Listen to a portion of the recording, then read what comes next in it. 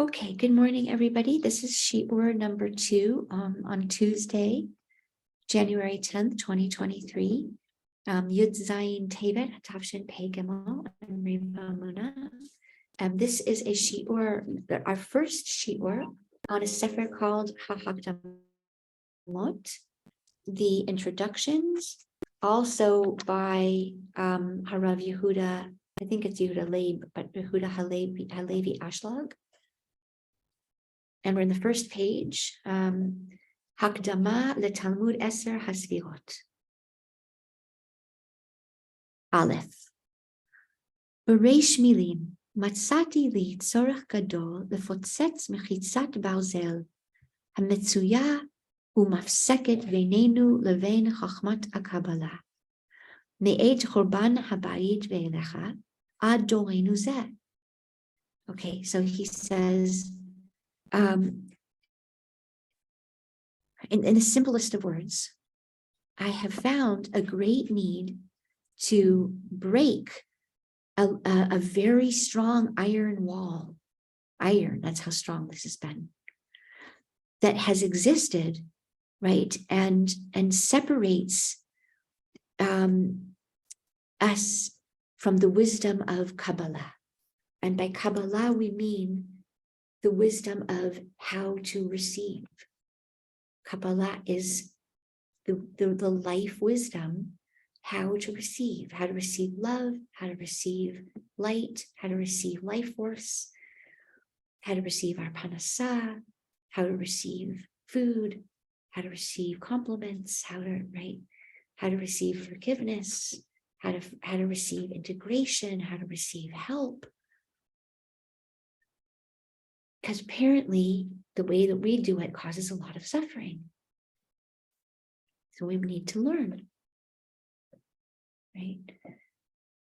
How do I receive communication? How do I receive thoughts from God? How do I receive guidance? How do I receive guidance to know what the next right step is in my life? That's called Kabbalah. How do I receive in all ways, in all levels of consciousness? Okay, how do I receive on a spiritual level? How do I receive on a mental level and work with my thoughts? How do I receive on an emotional level, receive my emotions and work with them? How do I receive my body and work with her and it and love it and care for it? How do I receive in relationships? He says, and from the time of the destruction of the temple in Yerushalayim, and from then on, now again, that's true on every level, right? From our own inner destruction as well, right? Ad dorenu zeh, until now, in our generation, shehikpida elenu b'midah chamura me'od u'me'oreret pachad shelo nishtachech chas v'shalom miYisrael, right?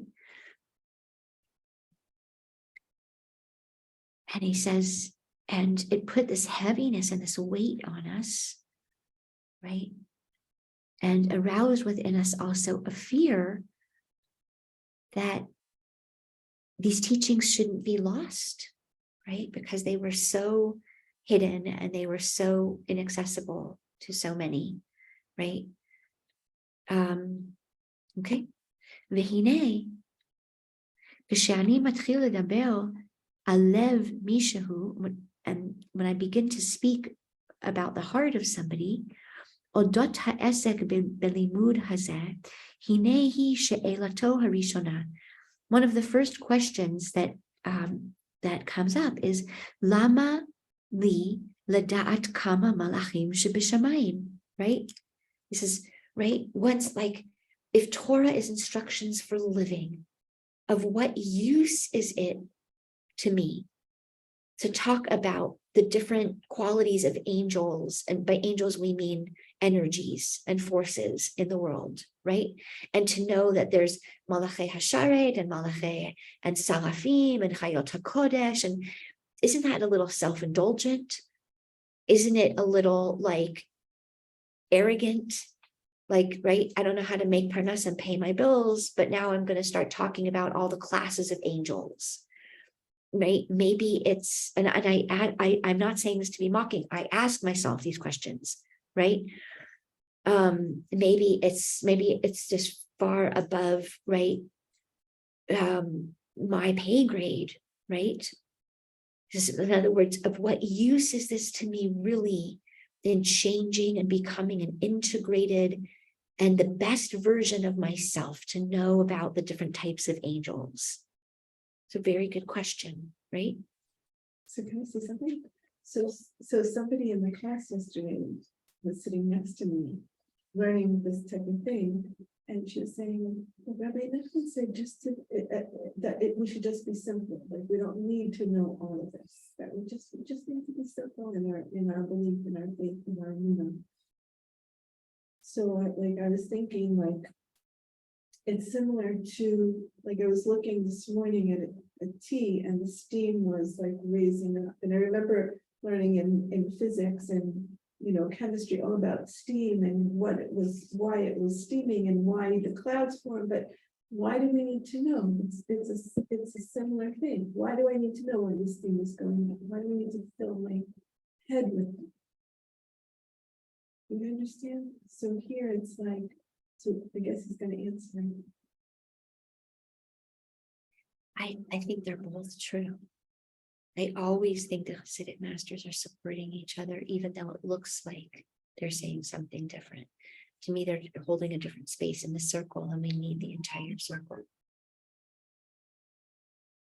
But he is going to answer. Yeah. To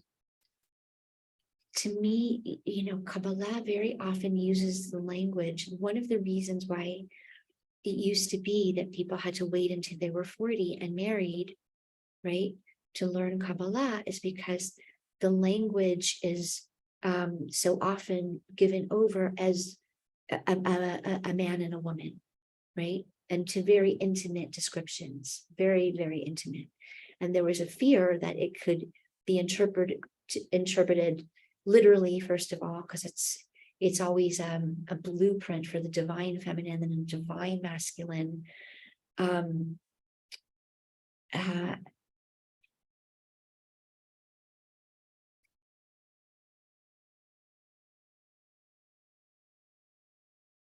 And there was a certain assumption that once a person had reached 40 and had a very solid foundation in Torah Sheba'al Peh and Torah Sheba'al, right, the written Torah and the oral Torah, and all of that background, and then it was like, a very strong foundation in place, and they were married. So, again, these experiences, they could relate them into their life in a real way, and right, without it, without it taking them into not good places and thoughts.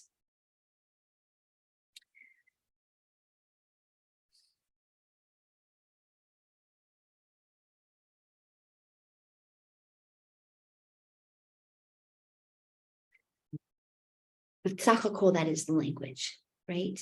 And so I'm following that language. What comes very strongly is when you really love somebody, you're fascinated by them. And you want to know about their childhood, and you want to know why they think that way and why they feel that way and what happened and their creative gifts and right, you want to explore this universe of this being in front of you. And when you're really in love, it doesn't grow old, because you know that any being that's made from and is holding infinite light is infinitely fascinating. I don't know why I'm called to say this, so I'm going to say it because maybe someone needs to hear this. But I remember when I lived in the Gush, and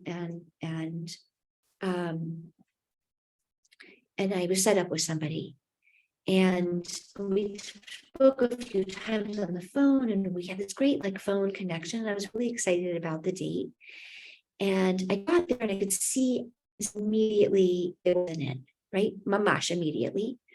And again, the person was very nice looking and very kind. And it was nothing, it just that sense, right?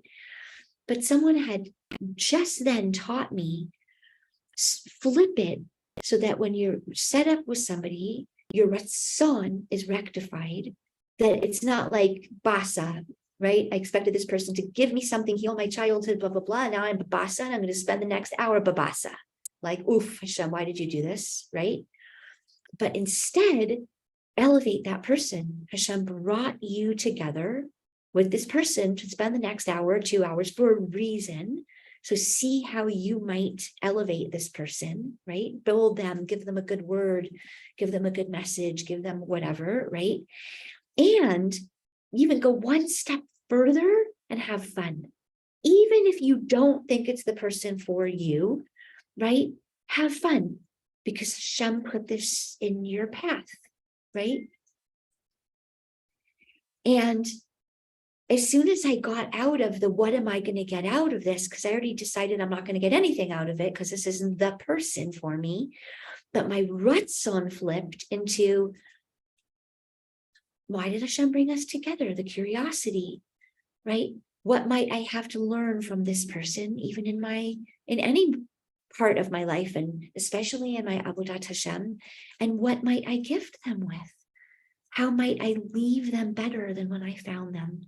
More hopeful, more confident, right?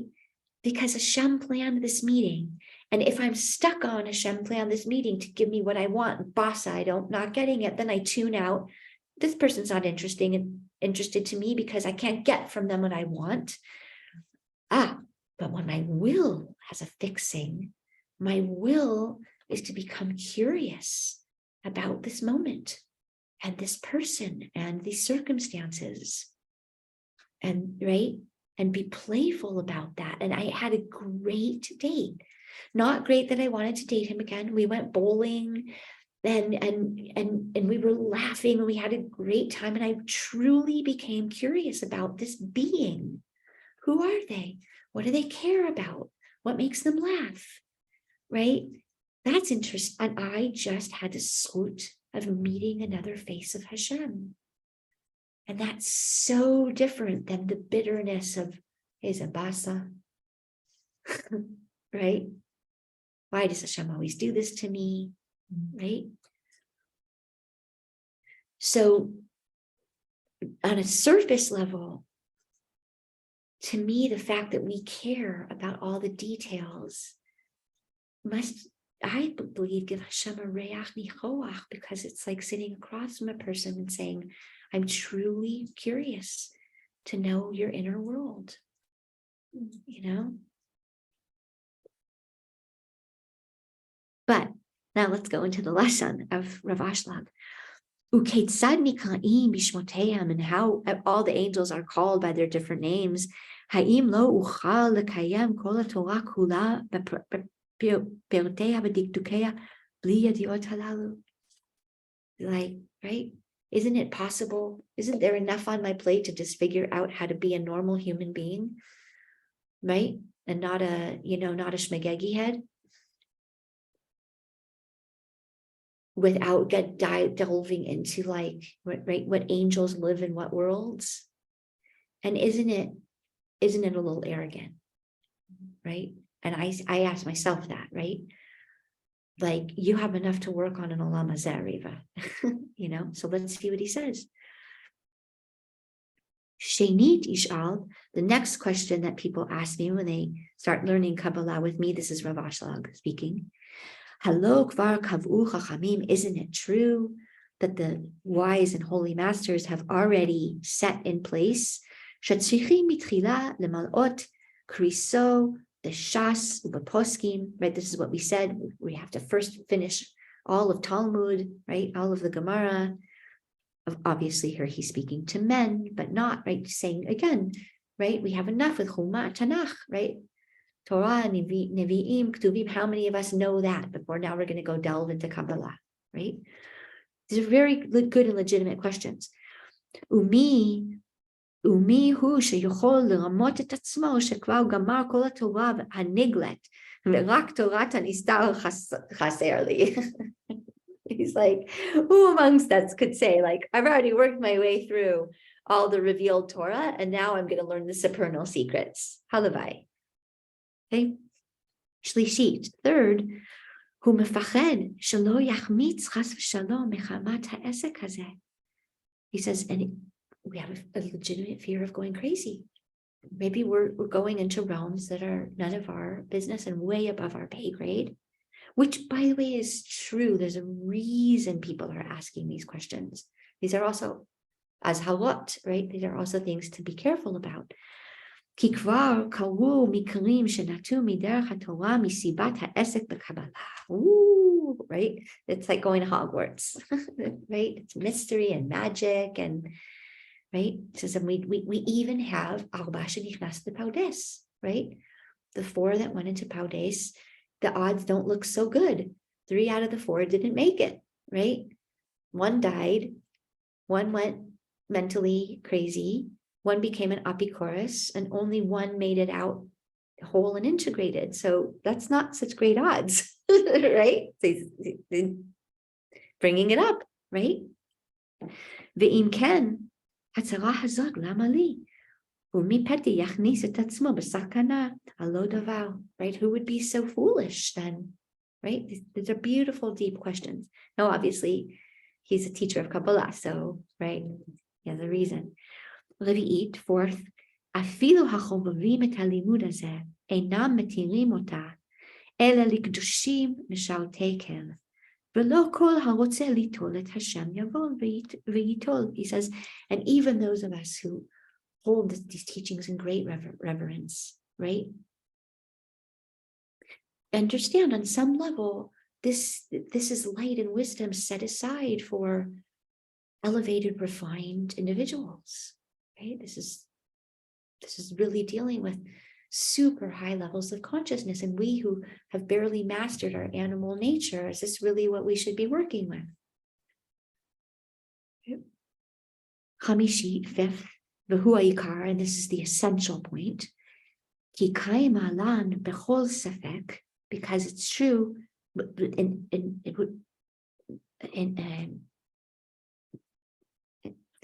without a doubt. Asher hok chazi ma'i ima davar ve'enei haroot shebnei Torah shebedori kulam hema amei b'da'at achat ve'shomtim yadehem milimud hanistar ve'gam miyatzem le'sho'aleihem shebli shum pikpuk mutav lilmod daf gmora b'makom ha'esek hazeh.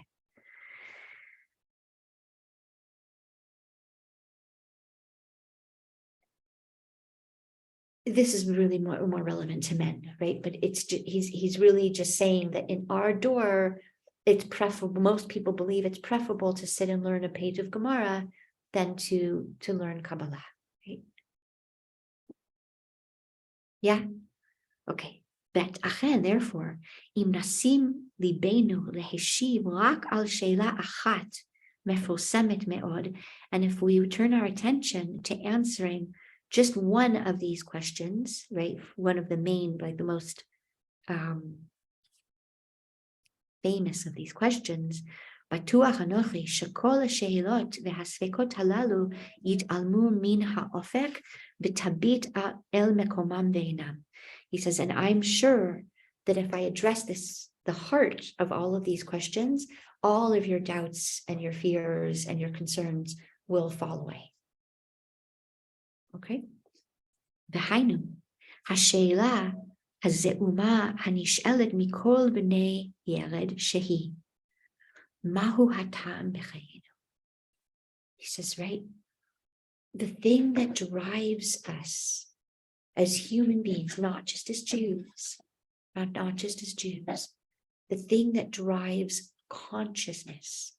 Unconsciousness means we're not asking that question consciously. Subconscious means we're asking that question, but we're not aware we're asking that question. Consciousness means we're consciously asking the question, what is the meaning of my life? Super conscious means I'm getting a bigger taste and vision of the meaning of it. Right? Even though it's not necessarily integrated in my awareness all the time, I have flashes and visions of how it comes together. Right? So he says, but this is what the very meaning of consciousness. right? And you can see it in us as human beings. A baby doesn't question, we assume, right? Why am I here? What am I doing here? Maybe he doesn't, we don't know. But I remember seeing this come up in my older daughter, when she was 5. And I was driving her to school in Yerushalayim. And, we used to talk every night about the Parsha and Torah and Midrash and blah, blah, blah, right? But on a child level, but she was very deep. And I was driving her to school, and she looks at me and she's like, Mommy, what if all of our stories and conversations Hashem is writing down and making a different Torah from? Because she started to understand the Torah are stories of people's lives, right? And she had this awareness that what if what I'm saying, you're saying, is also being written in a Torah, and someone's going to read those stories. And I was like, oh my gosh, 5, right? Because what does it all mean, right? Why do we have these stories? Why do we, right? Okay, so he says, Klomar, Mispar Shanot, Hayinu Halalu, all right, we've been here for X amount of years. Haolim Lanu, Biyoker Kolkach, it's so precious. Life is so fleeting, right? Tahainu, that is to say, Marbit HaYisorim veHamachovim she'anu sovlim ba'adam. He says, okay, we spend a really good chunk of our lives, unfortunately, dealing with pain and suffering. What is it all for? Why be born and go through, right?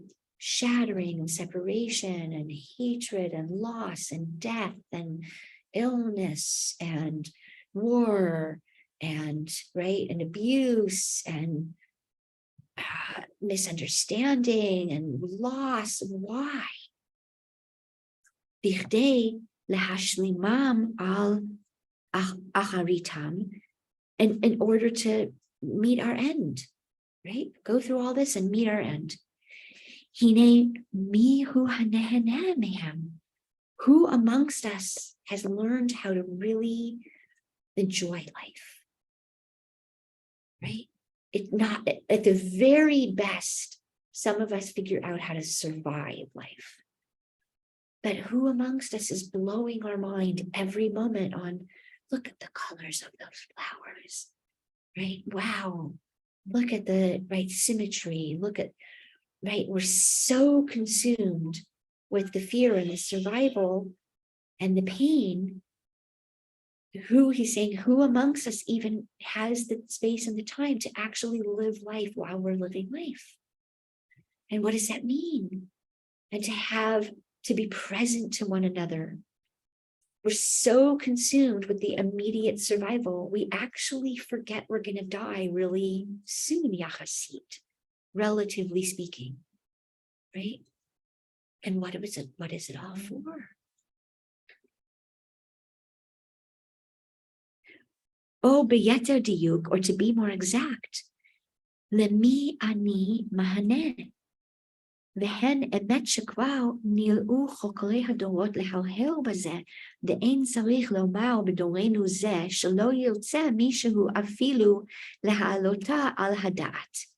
אם כל זה עצם השאלה בעינה עומדת בכל תוקפה ומרירותה. He says, right? And yes, it's true that we've tried to search for answers throughout, different generations, but the question really remains a very powerful one, right? Shaharei le'itim, hi pogeshet otanu bilti karuv. And sometimes this thought comes to us without us even calling it, right? What is this all about? What is this all about? Umenakeret et mochenu. ומשפיל תנו עד עפר, בטרם שנצליח למצוא התחבולה הידועה, דהיינו להיסחף בלי דעת בזרמי החיים כדאתמול. Right? He says, and sometimes this thought just comes out and drags us down, right? And we're not able to untangle it, right? To find really what is it all about? What are we doing? And to learn how to really glide and flow through life. Right? Okay, Gimel. Achen, לפתרון חידה סתומה זו. Okay, and it would seem that the solution to this riddle, to this puzzle, is a very hidden one. I see already that there is one, right? And it's very hidden. Stuma. Right? Diber hakatuv, right? So the Torah has taught us that this is, and by the way, it actually is called the Oraita Hasituma, the hidden light, the sealed in light, right? The most supernal and elevated consciousness. And by consciousness, we mean awareness, understanding, right? Ability to perceive correctly, to interpret what we're perceiving correctly. By correctly, we mean truth. And by truth, we mean wholeness, all that is.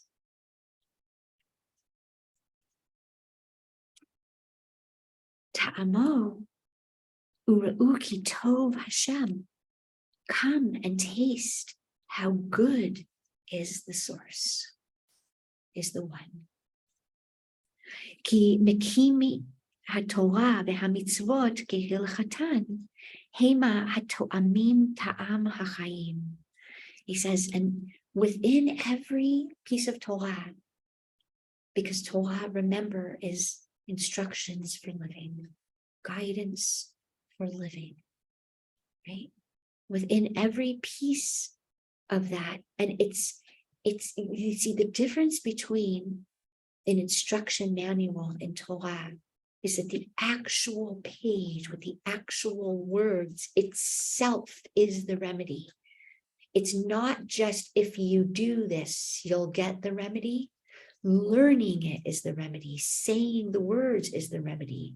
The order of the letters is the remedy. The black spaces and the white spaces is the remedy. So we take the remedy in different layers and different levels. Okay? That's different from anything else in the world. If you have a homeopathic remedy, it's ingesting the remedy that helps you, right? Well, there are some homeopaths that even understand that saying the name of the remedy also gives you a vibrational download. So yes. Okay. In other words, what we're saying is it's healing energy. Again, we're stepping it down. Sorry, this is what we do. We have to squeeze it into the words that we have available, right? The Rebbe, the Lubavitcher Rebbe, Zecher Tzadik Livracha, would teach that if a person had obsessive thoughts or depressive thoughts, sit with a Sefer Kodesh in front of you. The letters themselves will be moshpia on your mochin, on your consciousness. Sitting with words of Torah, it's light, it's consciousness, it's codes, if you will, in the language of computer. And your mind is scanning the codes and it's fixing the bugs in the program. It's like an anti-software. Did I say that right? Does that make sense? Yeah. Okay. So he says,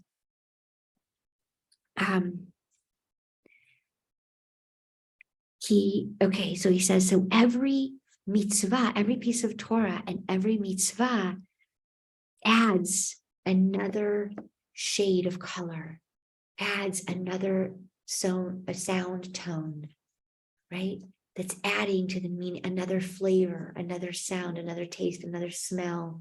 That's just in the physical hushim senses, the five senses, but we have spiritual senses of perception. We have a third eye. We have actually also called the third ear, right? Where we hear spiritually.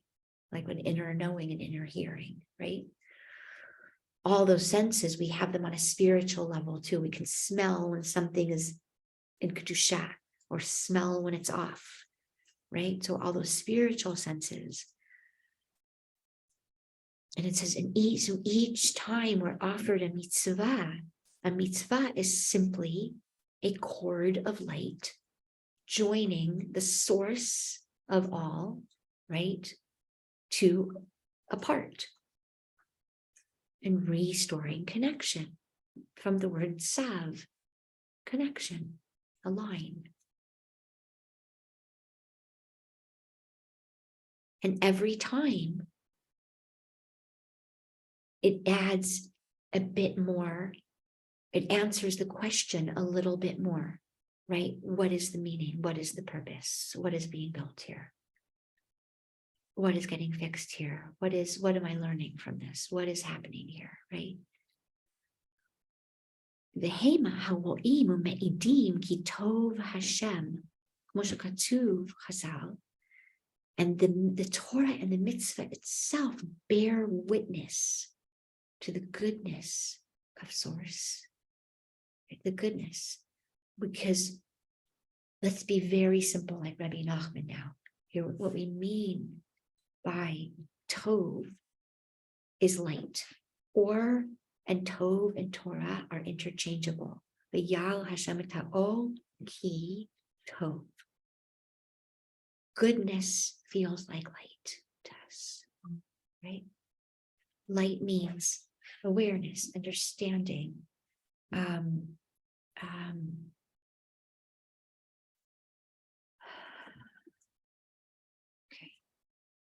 Shebara ha'olamot kedei lehitiv lenivra'av. Remember, Rav Ashlag is very concerned that we build the structure from the ground up, rewiring anything in us that got wired not properly. So he says, foundationally, understand you have to be, not have to from a dogmatic place, have to from opening into trust, right? If I'm going to go on a date with someone, then I begin with, I trust that they're a good person, right? Because they came with good references, but I don't go in saying they're not a good person, right? And again, I'm going to do a birur. I'm going to see for myself, but right, go into it with a positive expectation, right? It's just that it's the same thing with Hashem. You can trust because it's been passed down through all the holy masters throughout all the ages, right? That the source is good, and the source is the source of all goodness that ever was, is, and will be, and that source desires to share and give of its goodness infinitely to all of its creation always. If that brings up with resistance within us, so going, that's not true, perfection, that's where our work begins. That's where we've maybe got wounded. That's where our resistance is. And sometimes we don't fight it often with the rational, logical mind, right? Because the wounding wasn't rational and logical.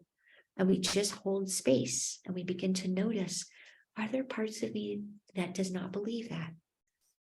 Are there parts of me that says, no, that's not true. That's fine. It's beautiful. I welcome those parts.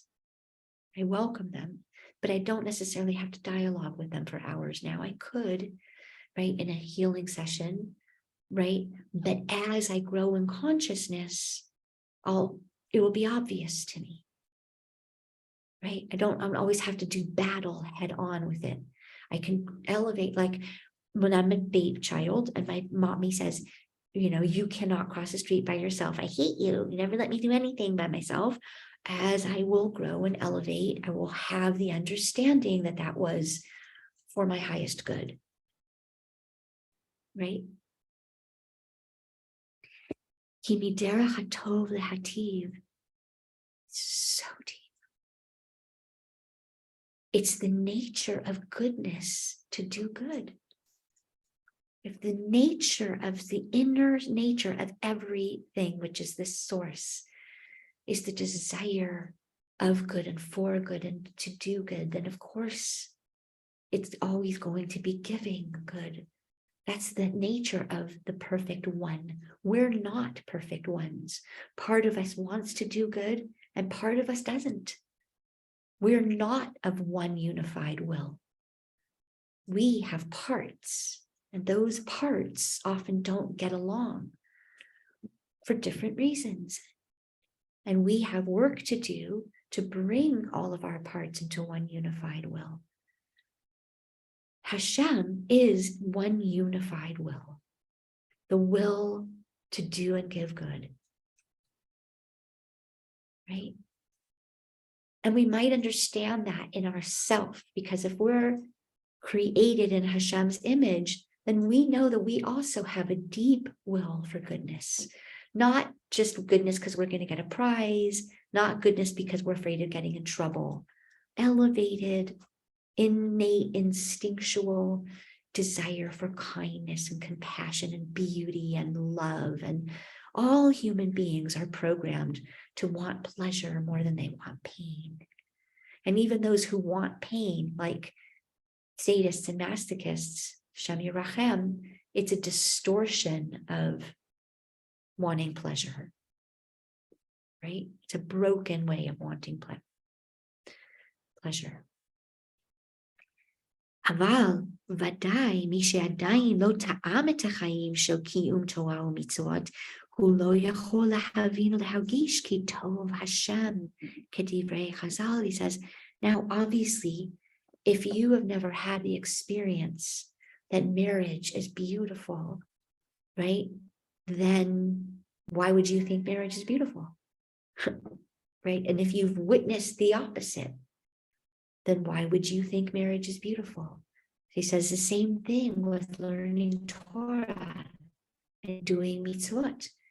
If you haven't yet tasted that connection and that pleasure, and that could mean you've been from your whole life, but you've never tasted the light of what you're doing, or that you've grown up without connection to Torah mitzvot and you never tasted. There's a million reasons why we haven't tasted the inside goodness of it. But he doesn't care. He's saying you could be sitting in a base medrash all day and not be tasting the inside goodness. Right? And he's saying until we've tasted that, it's hard for us to trust and to believe that the nature of goodness is to bestow only good, right? And by goodness, let's say what we mean. The highest good that any of us could give one another is our presence, our life force, right? That is the highest good I could give you is myself. And that might look like making you a cup of tea, and it might look like listening, and it might look like holding, and it might look like laughing, and right? But the highest good I could give you, and children know this, like children would rather have attention than dinner on the table, right? Because they instinctively know the higher good is the love and the connection. And we train them to take things instead of us because we need a break, right? In malasot, but right? But it's okay because then it helps them to later go look for it from God, right? But isn't that beautiful that they instinctively know what's important, right? They would rather sit with us on the floor and play Go Fish, right? Than be taken to a toy store and go pick out whatever you want, but they feel the lack of connection. It's the greatest gift we can give anybody is not to withhold our presence. Right? Like we're with someone, be with them. I think we also teach our children to not be okay with our presence, so they feel more comfortable going to the toy store. For sure, because we're not okay with our presence. Right, it's okay. It's like, this is why we're going to bring the light of Hashem's light and shine it into this and on this, right? Hashem knows this. It was set up like this. Okay, so he says,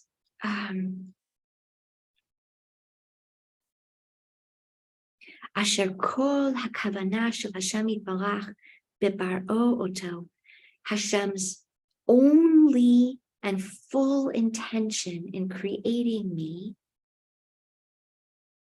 Now, again, I think we can turn these into meditations because they may not feel real right now. We may have a lot of resistance. So here, right? Hashem's full intention in creating me, haytalak lehetiv, was only to give me good. Now, do you know how I know this is true?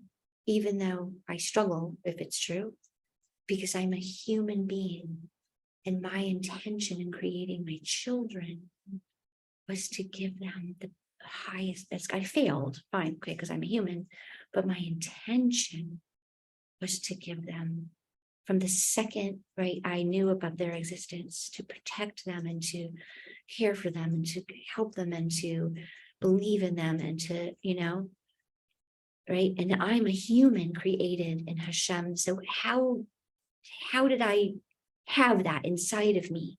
Because I'm created b'tselem Elokim. And if I have it in a limited amount, that's because my source has it in an infinite amount. And if I care about not harming when Hashem's little spider in my house and making sure that it gets outside in a cup, I'm only a tiny fraction of Hashem. Again, is there cruelty? Yes, that's a distortion of the light. That's a block of the light, the natural state, right? The natural state of why a husband and wife create a child is because their love is so strong, it needs a new vessel to pour it into. Isn't it so deep, right? It's so beautiful. I just have to say that. So beautiful. The love is overflowing so much, right? That it needs another vessel to express it, right? So beautiful. Okay, so he says, ועל כן, אין לו עצה אחרת אלא ללך ולקיים התורה והמצוות כהלכתם. וזה שכתוב בתורה, ראה נתתי לפניך היום את החיים ואת הטוב, ואת המוות ואת הרע. Right, and he says, it gets to a certain point where Hashem is so clear with us. You're at a fork in the road. What do you choose? What do you choose? And you really can choose. I have placed it all before you. I have placed a path into instructions for living that will give you a life of meaning and purpose and connection with consciousness.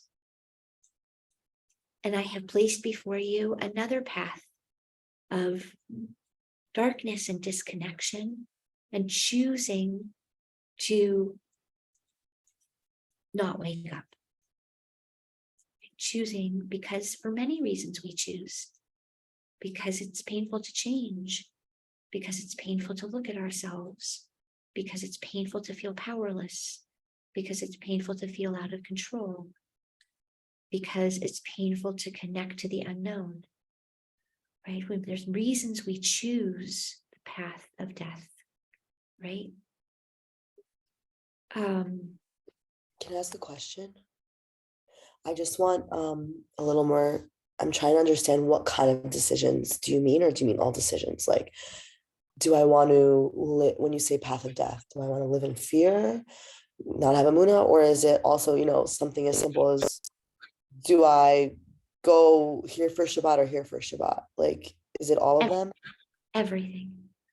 Everything. Everything has within it the possibility of how I perceive it and the story I tell around it, right? And what I choose to believe around it, right? and then the actual choice that I'm going to make, like, do I go here for Shabbos or there for Shabbos? Ultimately, on some level, it doesn't matter where I choose to go for Shabbos, right? My kavanah matters a lot because I can never find the perfect answer and choice all the time. So I'm going to start to learn. I can ask Hashem, I don't know what to choose. I don't know what to choose. Help me to choose right now what is the path of Chaim. That I know I want. I know whatever choice I make, may it increase consciousness in my life. May it increase goodness for myself and others. Will it always look like that on the outside? We know, no, right? But I can set my kavanah. I can just keep, it's like my GPS, my compass is set for, I want a life that's a life. I don't want to waste this life. I don't want to stay asleep this whole life, right? I don't keep repeating my same mistakes all the time and my patterns all the time. And I also don't want to beat myself up about it and be in lachats about it and be in pressure about it. I want to learn how to live in flow with this source of goodness and receive all the goodness and spread that goodness. And I don't know how to do it. Does that make sense? Okay, so he says, so at some point, I begin to realize that the path forward for me is that if I understand that I'm being offered a program that will teach me how to connect with light, how to receive guidance from the light, right? How to experience the light directly so that this light is personal to me and my challenges and my problems and my questions, not in a selfish way, but how could I relationship with something that doesn't relationship with me personally, right? And it's a very cold relationship. No, I need an intimate relationship. That this source of light can shine goodness on the dumbest parts of me, right? Kivyachol, right? The parts that are filled with anxiety, the parts that are filled with self-doubt, the parts that are confused, the parts that are afraid, right? I need a power that can give goodness to my actual, real suffering. Otherwise, why would it appeal to me? Right? You understand? It's like with a parent. I first need to know that why would I take advice and why would I do the will of a source? 2 reasons. There's only 2 reasons. Ahava or yira. I'm motivated by love or I'm motivated by fear. I'm afraid I'm going to be abandoned. I'm afraid I'm going to get in trouble. I'm afraid I'm not going to get the stuff. I'm afraid I can't survive on my own, right? And we're trying to elevate it so that the real reason we choose this relationship, right, is we grow beyond choosing it just from fallen fear, right? I'm just going to take a breath because it's so much light, right? Right. And the same way, again, we might get married for a million reasons. People get married because they don't want to be alone. People get married because they don't know how to take care of themselves. People get married because they need a roommate. People, right? And obviously, there's more elevated reasons of getting married. We want to serve Hashem together. We want to help each other heal. We want to support one and be one another's support in the world, right? So it's just like that. Our reasons for the relationship elevate. Is that okay? Does that feel okay? Okay, I'm just going to finish this piece and then we'll take a breath. And There's one thing you take. It saved a little bit of time for them to do a meditation about it. absolutely. So should we end here? Does it feel like, let me end the sentence. It feels like a little awkward. And let's just maybe finish his thought. Is that okay? Klomar, that is to say, B'terem netinat Torah, before the Torah was given, Lo hayu lefanenu ele hamavet v'hara. He says, do you understand what a miracle it was when Hashem decided to reveal the path of light, the way to get home, the way to cut through all of this? And there's a light path there that's called Matan Torah. Says before that, there was darkness and confusion because we were not being given guidance in how to navigate the maze and how to begin to develop this relationship. Perush, that is to say, כמו שכתוב חז"ל, שהרשעים בחייהם נקראים מתים, משום שטוב מותם מחייהם. He says, we have places within us, states of consciousness, when we're alive, but we feel dead, right? Because the goodness has gone out of our life. It's really profound what he's saying. We're physically maybe alive, but do we feel connected to hope? Do we feel connected to love? Do we feel connected to goodness? Do we feel connected to forgiveness? If not, that's called to be alive, but feel dead, right? Do we, right?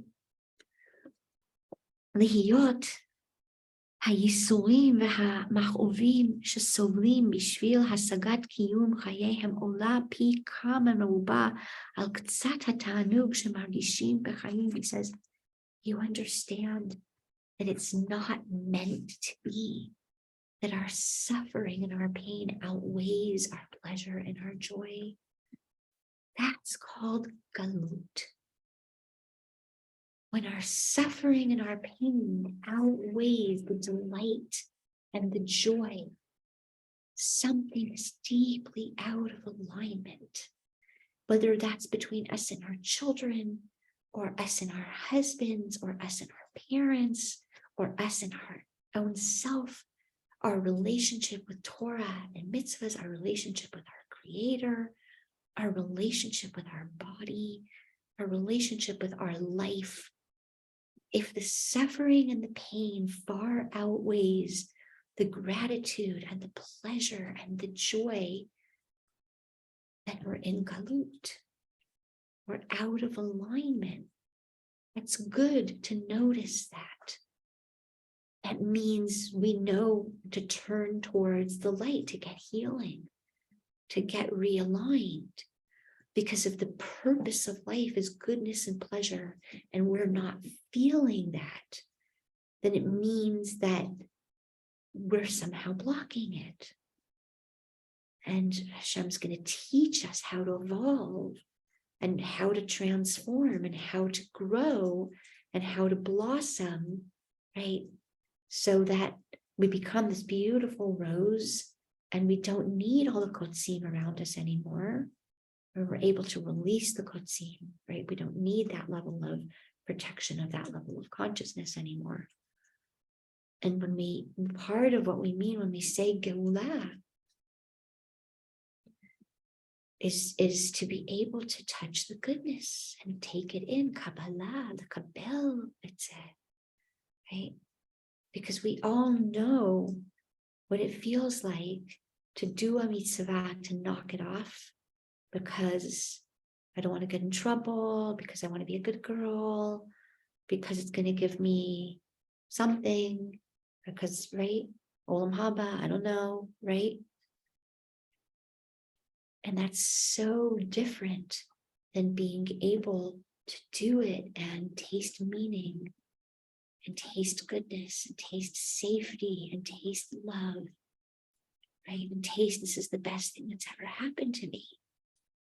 And it's okay if we're not feeling that. It's because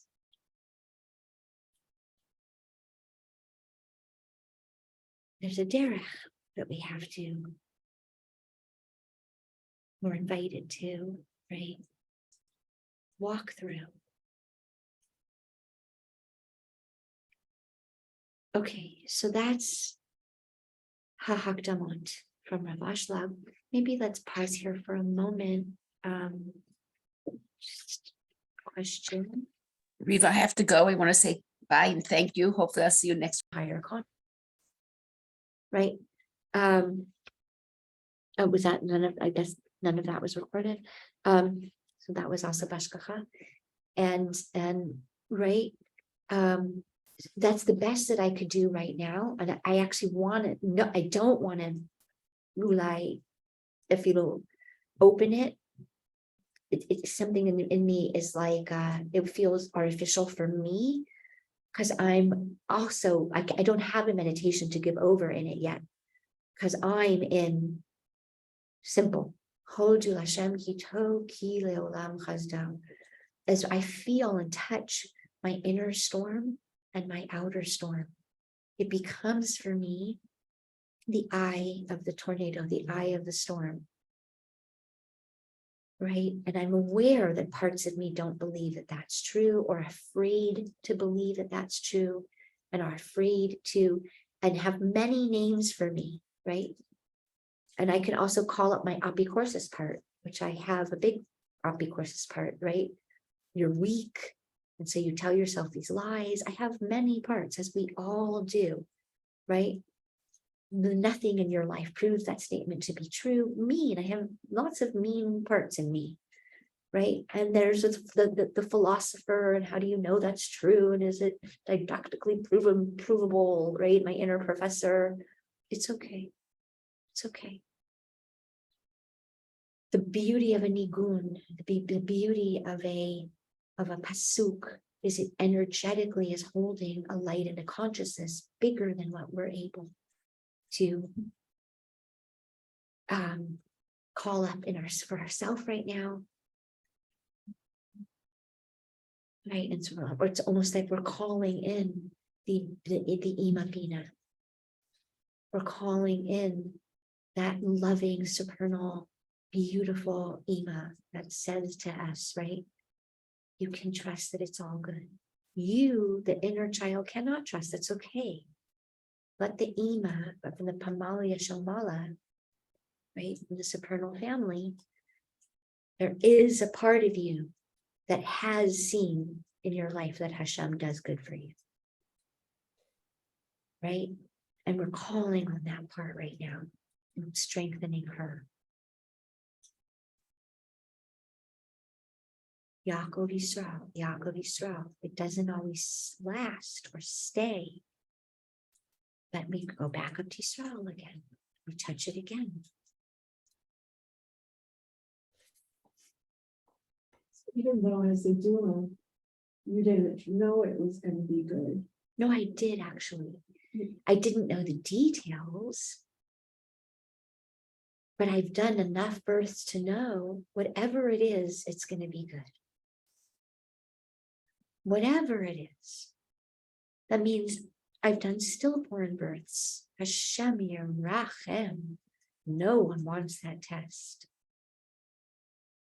And still, there's something profound happening here.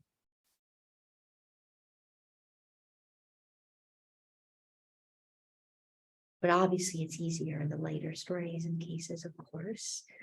And in that particular story in Tachlis, my doula teacher was 49 when I was studying with her. Thank God she had however many beautiful children. And when it came to the discussion around ultrasounds, she brought in a car seat with her new little baby and showed us this baby that all the doctors had told her would have, I don't even want to verbalize, right? Serious, extensive, serious. And she wasn't going to abort. So she went forward with light and emunah, and this baby was perfect and beautiful. I'm not saying it always works out like that. It doesn't. But it's a very difficult test, but I have a personal, someone that I know very well who had several abortions and then got pregnant again and decided that she did, yes, want to keep that particular child. And a doctor told her that the baby had all these defects. They did blood tests and all these defects and She did an abortion. And then the doctor told her, I guess for legal purposes, he had to be honest. There was a whole mix up in the blood. I know this is a personal firsthand story in California. And told her that the results were wrong. I have a good friend in California who, when she was pregnant with her youngest child, was told that the baby was Down syndrome. I know him. It's not Down syndrome in any way, shape, or form. Also that he had cerebral palsy. He doesn't have cerebral palsy. I'm just saying, I was told that my daughter was a boy the whole pregnancy in the ultrasounds. There's beautiful gifts that healers and doctors have, that we're also human beings, and we're also limited in our knowledge. And it's a very painful place to hold as a mother. So, let's elevate her together.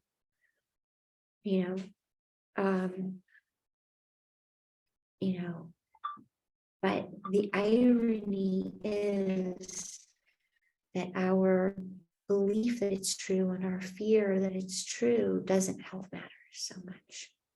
And again, we want to be compassionate because we don't want to make someone feel guilty for being scared or for thinking the worst either, right? It's normal to be scared and to feel as a mother.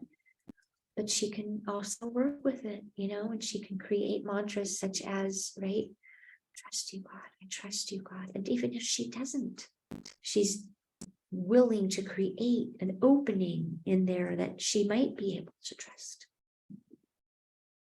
Right? If that feels too fake, she can begin with, I want to trust you, God. I want to trust you, God. Right? Wherever it lands as authentic and real within her. Because obviously she does want to meet this with the highest level of consciousness. Who wants to spend 9 months or whatever being scared? Right? And obviously we want to give the baby hope and light. Right? Sometimes I notice for myself, I wasn't able to call up high consciousness for myself. But as soon as my mother part kicked in, I could do superhuman things that I couldn't do for myself, but I could do for my children. So she might be that type.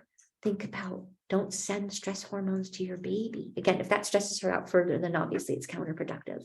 But if she can work with, if she's the type that gets pulled into light because her kids need her, I'm that type, like my kids need me to step up, I've got to get it together, then that's a good place for her to be like, send your child hope, send your child love, right? You know more than I do right now because you are connected to the higher consciousness. The baby knows more, right? Whatever it is, we promise we're going to love each other. We're going to get through this together. We're going to support each other, right? Because ultimately we're two souls. We might be playing mommy and daughter, mommy and son in this lifetime, but we're it's Hashem's energy and light, and the pain and suffering comes from how we tell the story. This is awful. This is terrible. This should not be happening. And that's normal. It's okay. It's normal. But we're working with it. So everyone's off Zoom now. So if you want to stop the recording, and then it's 10 to 1.